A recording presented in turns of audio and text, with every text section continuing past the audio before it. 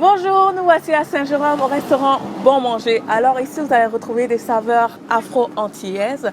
Donc j'ai vraiment hâte de vous faire découvrir ce restaurant qui fait saliver les bouches et qui fait déplacer les gens de tout horizon pour venir ici goûter ces bons mets. Donc nous voici, restaurant Bon Manger.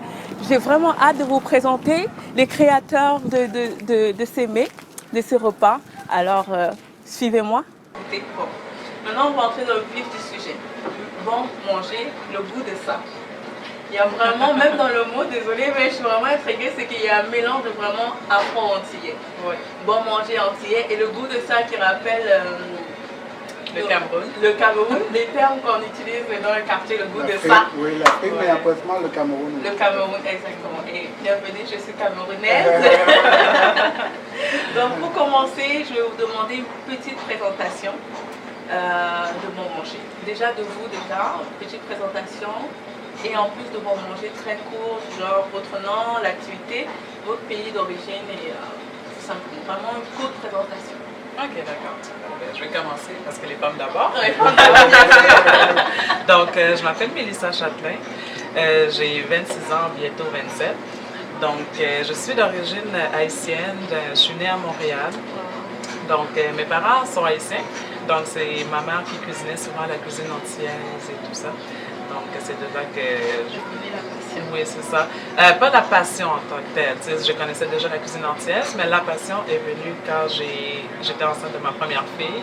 Donc, c'est à ce moment-là que j'ai commencé à cuisiner et à aimer cuisiner. Donc, c'est à ce moment-là que j'ai vraiment développé la passion pour la cuisine. Puis, quelques années plus tard, quand j'ai eu ma deuxième fille, c'est à ce moment-là que je me suis dit qu'il manquait quelque chose à Saint-Jérôme parce qu'en fait on venait de Montréal, puis à Montréal il y a plein de restaurants haïtiens, puis quand on est arrivé ici à Saint-Jérôme, il n'y a pas grand-chose, il y a beaucoup de restaurants de pizza, haïtiennes et tout, mais il manquait cet aspect-là ici. Donc j'ai commencé à préparer de la nourriture à la maison, les gens venaient chercher et les gens étaient vraiment contents qu'il y ait cette nouvelle cuisine à Saint-Jérôme. Donc j'ai commencé à vendre de la nourriture, après ça on a eu l'idée d'avoir un restaurant. Donc c'est comme ça que ça s'est enchaîné. Ça va faire bientôt 1 an qu'on est ici, ici à Saint-Jérôme. En avril 2020. C'est ça, ça va être notre premier anniversaire. C'est ça. C'est ça. C'est ça. Et vous, monsieur Gotthard? Moi, je suis... bon, certaines personnes vont me reconnaître, certaines pas. Mais bon, pour ceux qui ne me reconnaîtront pas, je m'appelle Gotthard Arcelon Ganchan Sobanou. Je suis camerounais d'origine. Ok. Principalement de l'Ouest. Ok. J'ai 29 ans, j'ai tout nouvellement 29 ans. Et Bon Manger, en fait, c'est comme ma femme Mélissa l'a dit, écoute, elle a bien résumé ce qu'on fait, elle a bien résumé l'historique de comment tout est parti. Donc, la seule chose que je peux ajouter, c'est que à Saint-Jérôme, il y a toutes sortes de nourriture qu'on a, mais il n'y avait pas cette touche-là. Que nous, maintenant, avec Bon Manger, on essaie de mettre sur le marché. Puis, personnellement parlant, la restauration, ce n'est pas un domaine qu'on est... En tout cas, moi, je ne cuisinais pas. J'ai appris à cuisiner, mais après, avec le temps. Mais je ne suis pas complètement de notre domaine. Donc, le Bon Manger, on est là et puis on essaie d'aller. On a beaucoup de projets qui s'en viennent, l'expansion. Il y aura Bon Manger partout, dans chaque ville. À chaque ville, c'est déjà réalisé en fait. Donc si je résume bien, en fait, l'idée de Bon Manger vient de la fusion de vous deux. Parce que si je vois, vous êtes camerounais, comme on a parlé, le goût de ça, et vous êtes antillais. Vraiment, vous avez voulu créer cette fusion-là au niveau des saveurs, au niveau des plats. C'est vraiment très intéressant. Donc comme vous avez résumé, l'idée vient par rapport à ce que vous avez commencé à cuisiner dès votre premier enfant, et ça vous a donné l'idée de cuisiner. Les gens ont été intéressés, vous avez dit pourquoi pas créer un restaurant. Exactement. Wow. En tout cas, je veux juste savoir une question entre l'idée et la réalisation. Combien de temps se sont passés?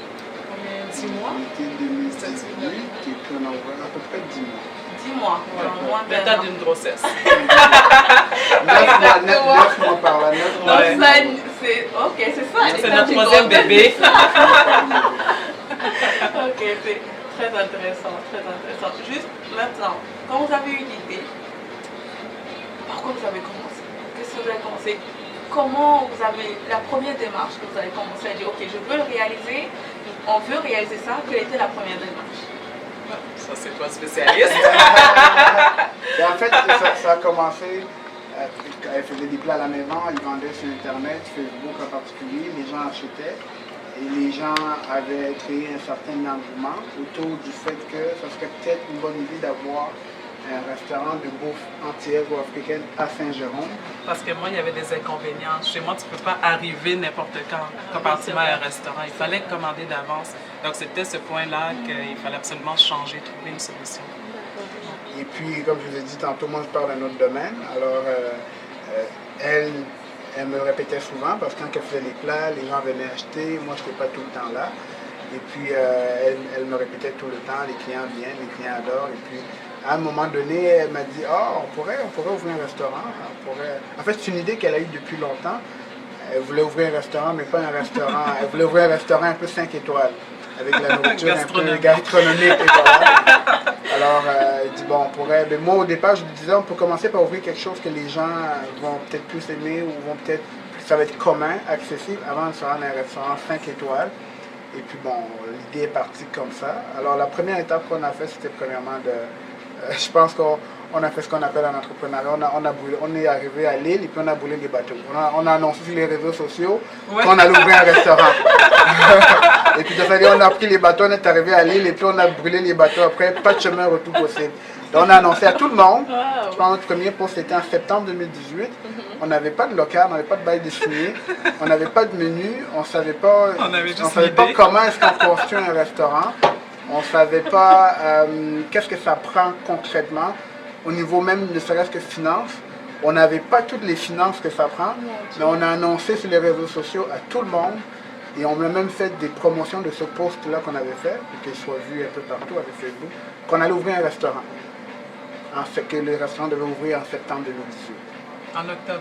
Octobre 2018. Octobre 2018. Après l'annonce, là, on a commencé les démarches. On a commencé à dire, on va commencer à regarder les locaux.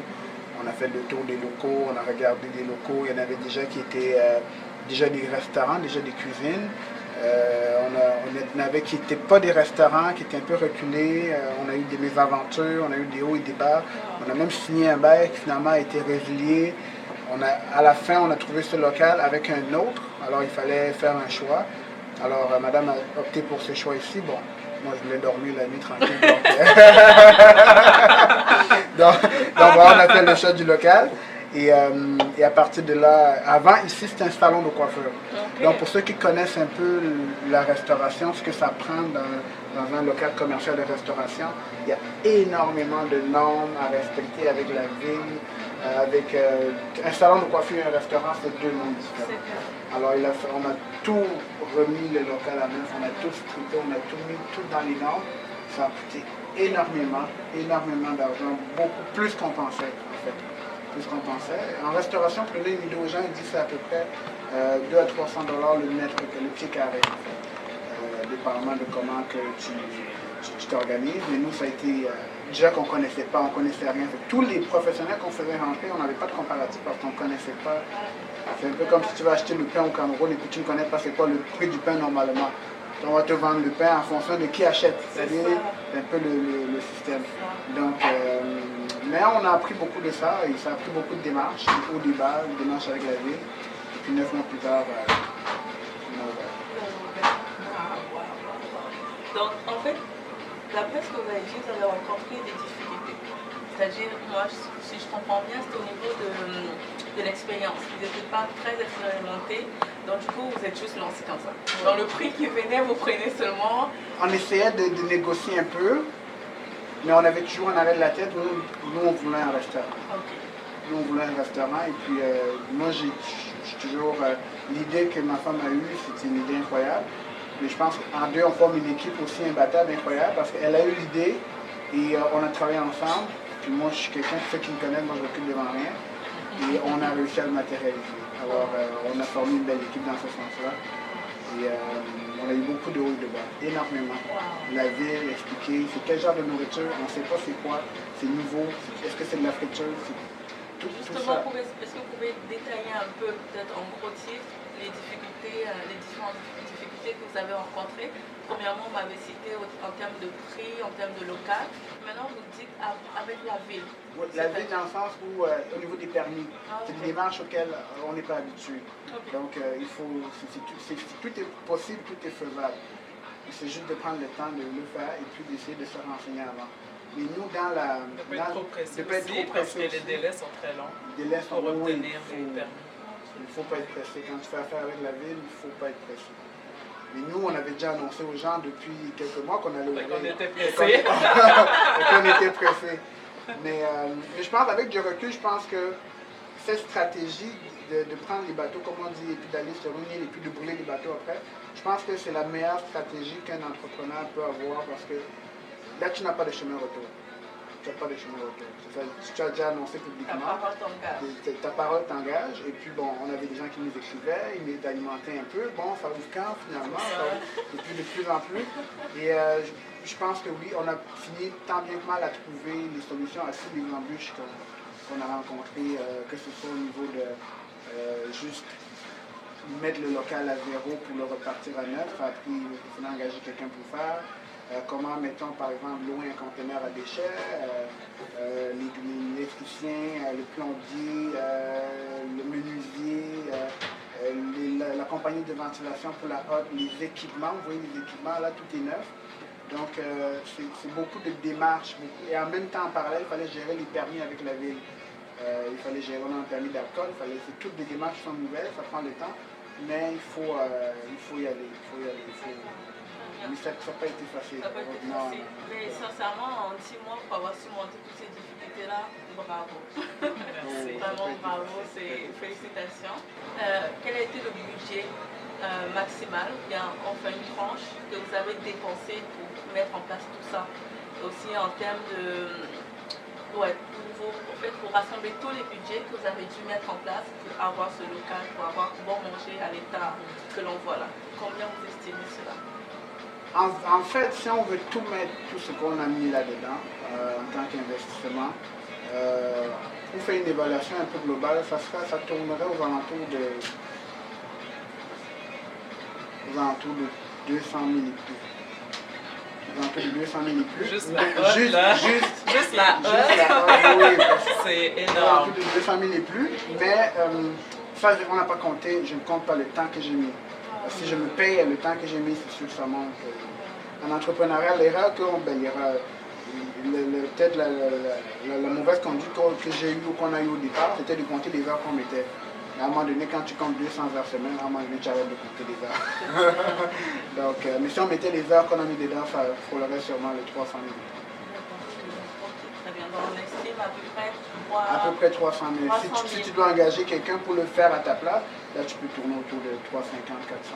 D'accord, donc est-ce que vous avez mis de la main à la pâte, c'est bien ça? Oui, on a mis, oui. Parce qu'à un moment donné, quand tu te rends compte que tu payes, et puis ça n'arrête pas de sortir, au final, c'est moi qui faisais les planchers, j'ai fait de la peinture, j'ai des photos, je peux vous donner. Je faisais de la peinture, je finissais de travailler, je passais les nuits ici, je savais au niveau, oui, parce qu'à un moment donné, tellement de coups, passer les fils, toutes les caméras que vous voyez, les haut-parleurs que vous voyez, c'est moi qui ai dû passer les fils dans placer les télévisions, parce qu'à un moment donné, il faut monter les meubles.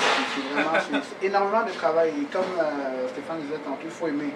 Si tu n'aimes quelqu'un qui n'aime pas, ou bien quelqu'un qui n'a pas un pourquoi assez fort, quelqu'un qui n'a pas un pourquoi assez fort, si tu n'as pas de why, tu vas abandonner au premier nom. Parce que les noms, on en a eu souvent. J'ai arrêté de compter les noms. On en a eu, on a frappé, on a cogné, on s'est buté à des portes fermées plus d'une 50aine de fois. Mais 10 mois plus tard, on a ouvert. Toutes les portes à laquelle on a frappé étaient fermées. On a dit, moi, j'ai rien, j'aurais plus devant rien. Ceux qui me connaissent, ma femme aussi me dit tout le temps, quand j'ai quelque chose dans la tête, je ne l'ai pas dans les pieds. Il n'y a rien qui m'arrête, il n'y a rien qui va m'arrêter. Mais aussi on se découvre, on découvre des talents comme les vidéos que je fais avant, plus tôt dans notre relation, j'avais de la misère à prendre une photo en souriant. Même sourire, j'avais la difficulté à prendre une photo. Maintenant, écoute, c'est des vidéos. Et ça aussi, c'est quand tu es entrepreneur, Et puis quand tu regardes le compte en banque, tu te dis, il faut être créatif. C'est-à-dire, tu ne peux pas regarder ce qui se passe et puis te laisser aller. Donc, il faut être créatif et je pense que c'est la meilleure des choses qui nous soit arrivée. Et comment je vous explique l'histoire des vidéos parce que ça intrigue beaucoup de personnes et puis beaucoup de gens. Rapidement, avant de passer pour la prochaine question. Quand on a ouvert le restaurant, on a fait tout ce beau travail, on a investi des centaines de milliers d'euros là-dedans. C'était beau comme vous voyez, c'est toujours beau, très très beau. Mais on se rend compte après qu'on est dans un beau local, tout est neuf, la cuisine est belle, la nourriture est savoureuse, mais personne ne vient nous voir, personne ne nous connaît. Et quand on regarde le compte en banque, on se dit, mais on n'a plus $1 à mettre dans le marketing, parce qu'on a tout mis dans... On s'est concentré, on n'a pas pensé au marketing, il y aurait de débutants encore, il y aurait de penser au marketing. Alors, comme ça un jour, et puis je dis à ma femme, bon, est-ce qu'on pourrait faire des vidéos et tout? Bon, on peut essayer. Alors comme ça, du jour au lendemain, on fait une vidéo. Moi, je fais la vidéo en la mode live. C'est-à-dire que tu n'as pas de chemin retour encore là. Moi, j'aime bien quand il n'y a pas de chemin retour. tu fais une connerie, tu dis n'importe quoi, ben, tu ne peux pas te reprendre. Tu peux pas couper ou monter en arrière. C'est en live. Donc moi, je fais la vidéo et puis elle les partage dans à peu près une cinquantaine de groupes. Une fois que je faisais des vidéos, j'avais 500, 600, 700 personnes, 1000 personnes qui me regardaient, je parlais. Puis pendant 1 heure, ça durait. Puis j'avais une énergie là, comme si j'étais plus que ma fille. Même ma fille me regardait, elle était comme waouh, j'ai pas ton énergie. Et puis je pense que les gens, ça a beaucoup marqué les gens. Et puis je pense que les gens, et j'ai encore le commentaire qui revient là-dessus, même aujourd'hui, parce qu'on se fait reconnaître partout. Les gens ont acheté plus l'énergie et la personne que j'étais ou que je suis sur les vidéos avant d'acheter notre bouffe. La bouffe est excellente, on enlève rien à la bouffe. Mais cette stratégie marketing qu'on a utilisée au départ, ça a été vraiment quelque chose qui nous va... Encore même aujourd'hui, ça nous rapporte de personnes. Mais ça, la bouffe, c'est parce que je crois à la bouffe de Mélissa que je me suis donné à 5 millions de pourcents. Et je me donne encore 5 millions de pourcents. Je veux mourir avec ça s'il faut. Je crois tellement à la bouffe qu'elle fait. Je crois tellement à la bouffe qu'elle fait. C'est tellement bon. Et puis moi, je brûle d'envie que tout le monde le goûte. Moi, ça ne dépend que de moi. Bon, Saint-Jérôme, c'est bon manger au complet. Tous les autres là, bon manger ou rien. Bon manger ou rien. Et si tu n'es pas chez bon manger, tu n'es nulle part. C'est-à-dire que tu manges rien. Donc c'est un peu ça. Et puis on se découvre comment entrepreneur. Très intéressant. Dans ce que vous avez dit, ça m'a rappelé une phrase que je dis souvent, c'est que les gens n'achètent pas le poids. Exact. Ils n'achètent pas le poids, ils achètent le pourquoi. Et c'est ça qu'ils ont acheté en vous, en fait. Ils ont acheté votre énergie. Parce que tu étais tellement passionné par la nourriture de... C'est pas juste la nourriture qui me passionne, hein. C'est ça qui dit depuis 10 ans. C'est pas juste la nourriture qui me passionne. Donc, mais la bouffe, l'idée originale, comme on l'a dit plus tôt, ça parle d'elle. C'est-à-dire, si on n'avait pas eu cette... Moi, je ne suis pas un restaurateur dans la vie. Si on n'avait pas eu cette idée-là, je ne me serais pas peut-être lancé. Moi, j'ai d'autres idées d'affaires qui sont en train de se réaliser, que je vais réaliser plus tard, je vais annoncer plus tard. Mais moi, idéalement, c'était pas la restauration. C'était d'autres choses. Mais pas la restauration. Et ce qui est bien aussi, c'est que comme vous l'avez dit, c'est que tout ce chemin-là a permis de vous découvrir vos points faibles, vos points forts, et un peu aussi de fortifier les points faibles. Comme toi, tu l'as dit avant, tu ne souriais même pas. Quand moi, des photos là, je ne souriais pas, j'avais la difficulté des vidéos, j'étais pas à l'aise et tout. J'en faisais même pas, donc je me rappelle des fois qu'il y avait des vidéos, puis quand j'étais au Cameroun, je me cachais de la caméra. Mais avec le temps, surtout avec l'esprit entrepreneurial, et puis tu te dis, bon voilà, comment rejoindre les gens? Comment rejoindre les gens? Et puis bon, étant déjà en travaillant au public un peu pendant un certain temps, je connais que les gens sont sensibles à certaines choses. Les gens n'achètent pas pour des raisons logiques. C'est-à-dire, on n'achète pas pour des raisons logiques. On achète émotionnellement. On achète émotionnellement. C'est-à-dire, quand tu magasines là, sur Amazon, ou quand nous passons fort sur Amazon, là, des fois, Amazon ici, ils sont forts pour vous montrer des trucs. Et puis, tu cliques dessus un bouton, et puis, Amazon, leur modèle, moi, j'adore leur affaire, parce qu'ils réduisent le délai entre l'œil qui voit et l'action d'acheter. C'est-à-dire qu'il faut que ce soit, si c'est moins qu'une seconde, Jeff Bezos va être content. Il ne faut pas que ce soit trop long. Donc tu vois et puis directement, tu achètes. Tu achètes maintenant. Oui. Et puis tu achètes tout le coup de l'émotion. Et ils le savent, les grandes entreprises le savent et ils misent là-dessus. Pourquoi nous, les petites entreprises, on ne peut pas miser là-dessus? Et ils le font à notre manière. Okay. Dites-moi, tout ça, vous l'avez appris durant tout ce parcours-là? Moi, personnellement, quand on a décidé quand on a commencé le processus, on allait se former premièrement, donc une formation dans une école d'entrepreneuriat. Et on a pris la formation à deux, hein, donc on a eu la même formation. Mais après, j'ai développé un peu une passion, j'ai beaucoup lu. J'ai beaucoup écouté des audios, donc j'écoute mes audios encore même au restaurant quand on est fermé les portes. Les employés m'agacent pour le temps, ils disent mais toi tes audios là, toi tu nous emmènes avec ça.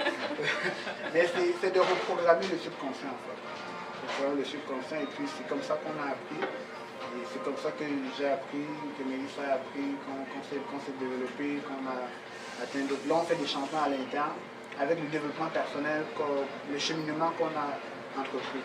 Tu ne peux pas produire un résultat comme bon manger. On n'a pas pu produire un résultat comme bon manger qu'on a maintenant avec les personnes et le couple qu'on était il y a 5 ans. Impossible. Impossible. Il a fallu avoir une transition entre les personnes et le couple qu'on était il y a 5 ans vers les personnes et le couple que nous sommes aujourd'hui. Donc ça prend ce cheminement-là. D'accord. J'ai une question par rapport à ça, parce que vous avez dit que vous avez pris une formation. Et vous nous dites aussi en même temps qu'il y a eu une transition. À part la formation, vous avez eu quoi d'autre qui a permis en fait ce changement interne de votre personnalité? Est-ce que vous avez été formé? Est-ce que vous avez eu d'autres choses, à part les livres? Est-ce qu'il y a eu d'autres choses sur le cheminement qui vous a permis de vous changer? La passion. La passion. Tout simplement. Ben, de mon côté à moi, c'est vraiment plus la passion. Et vous êtes formé, à part la formation, est-ce que vous êtes, par exemple, parce que j'entends beaucoup d'entrepreneurs qui s'entendent avec des institutions qui aident pour l'entrepreneuriat. Est-ce que c'est ce que vous avez fait ou vous avez juste pris une formation? Nous sommes allés voir, on ne va pas la nommer bien sûr, mais nous sommes allés vers un centre de formation en fait, pas gouvernemental. Parce que ce qu'il faut faire, il faut faire la différence, c'est que les institutions gouvernementales qui donnent des formations, c'est très bien, on génère rien comme ça, mais c'est donné par les fonctionnaires. Des fonctionnaires qui, pour la plupart, peut-être ont eu des affaires et qui n'ont pas eu d'affaires, mais des fonctionnaires qui ne connaissent pas le day-to-day business. Donc nous, on a pris la formation avec des gens qui ont quand même une certaine expérience. Une expérience qui n'est pas wow, mais quand même qui n'est pas... Pour les gens qui débutent, c'est quand même quelque chose. Et puis, c'est de rester informé, rester intéressé, s'intéresser tout le temps à comment devenir meilleur que la personne qu'on était en entrepreneuriat. Tout le temps, tout le temps. Très intéressant. Juste une autre question en termes de financement. À quelle banque vous avez frappé? Une banque? La banque, mais comme on n'est pas des grosses chaînes, c'est ça qui refuse les petites entreprises. Donc on a dû aller un peu partout. Il y a du financement un peu partout, c'est quoi, des institutions privées? Oui, il y a eu des institutions privées. Il y a eu beaucoup de financement de nos poches. De nos poches, évidemment. Énormément, ça c'est sûr. Parce que, comme elle a dit, on n'est pas une grosse chaîne. On a visité plusieurs portes qui nous ont fermés. Donc, les noms, on en a eu plus de 50. Il y a carrément quelqu'un qui m'a dit ton projet là, vraiment de restaurant, c'est voie à l'échec. La seule chose que vous pouvez faire, c'est madame peut aller prendre un cours à l'ITHQ, peu importe, de cuisinière, et puis donne-toi un peu de temps, amasse un peu de sous dans ta jobbing que tu fais là, et puis bon, dans 2-3 ans, on peut voir ce que ça peut donner. Mais les banques ne financent pas de restaurants, parce que les restaurants sont comme dans leur blacklist. Sauf les grandes chaînes. Sauf les grandes chaînes. La réponse qu'on a eue, c'est si tu avais une chaîne de restaurants McDonald's, c'est sûr qu'on te finance, parce qu'on sait que McDonald's ouvre une place, et puis tu fais de l'argent.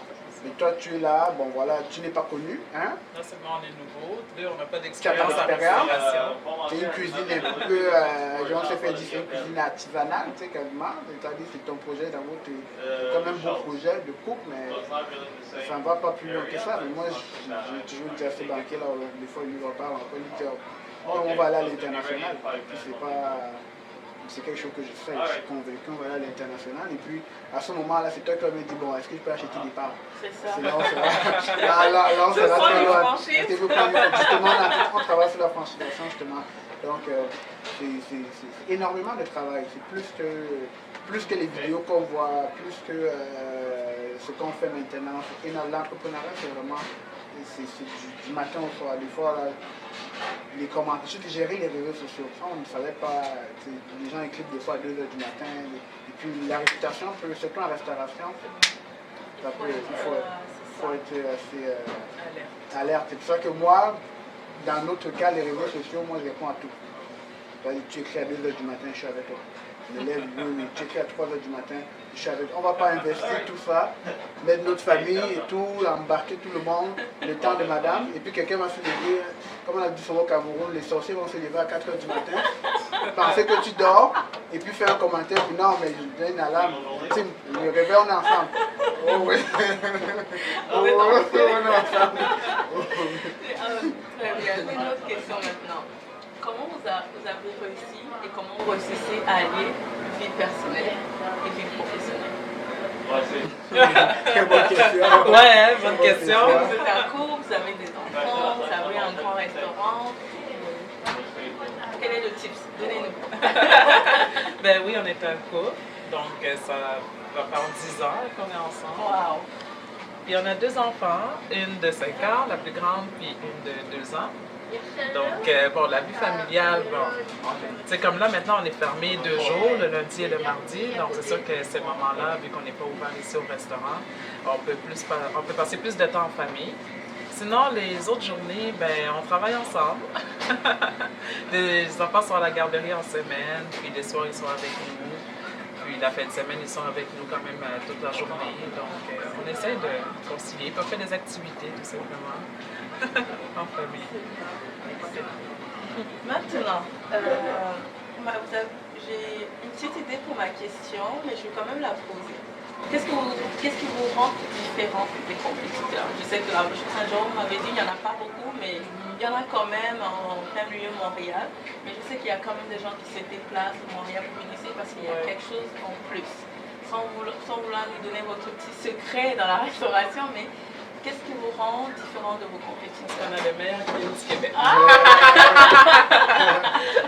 Oui, entre autres, et je pense que ça c'est le point le plus important du restaurant. On fait le meilleur grill au Québec. Ça, je ne connais pas quelqu'un qui va se mettre avec moi compétitionner. C'est-à-dire on va n'importe où, on fait goûter le grill à n'importe qui. Moi je porte mon grill haut et fort. C'est-à-dire on a le meilleur grill de toute la province du Québec au complet. Il n'y a personne devant nous. Il y a quelqu'un devant nous, on a fait un dessin animé. Il n'y a personne devant nous. Et le deuxième point, notre service à la clientèle. Ouais, le service, c'est ça où je m'en allais. Le service, c'est un des points culminants de notre succès. C'est un point incontournable.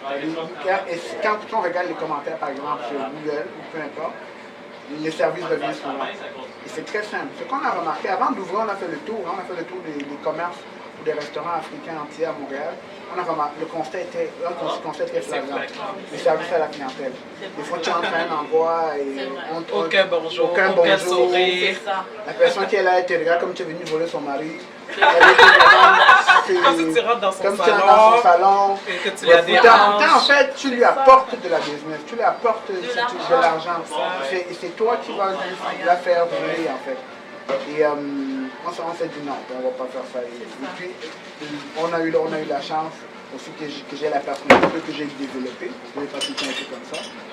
Et aussi, madame aussi, qui aussi a fait son cheminement personnel, qui s'est développé aussi au niveau de sa personnalité. Ce qui fait que quand un client entre ici, l'expérience est quasiment unique. Chaque client a une expérience. Moi, j'appelle tous mes clients par leur nom. Les clients fidèles, les clients réguliers, tous les clients par leur nom. Et puis à chaque fois qu'un client rentre, comme il se sent bienvenu, bon, il dit bonjour, on lui parle, on lui explique le menu. Parce qu'en plus, Saint-Jérôme, il n'y a pas beaucoup de restaurants africains entiers. Donc, en plus de faire un travail de convaincre les gens de venir nous voir, ça c'est une chose, il faut faire un travail d'éducation parce que les gens ne connaissent pas c'est quoi.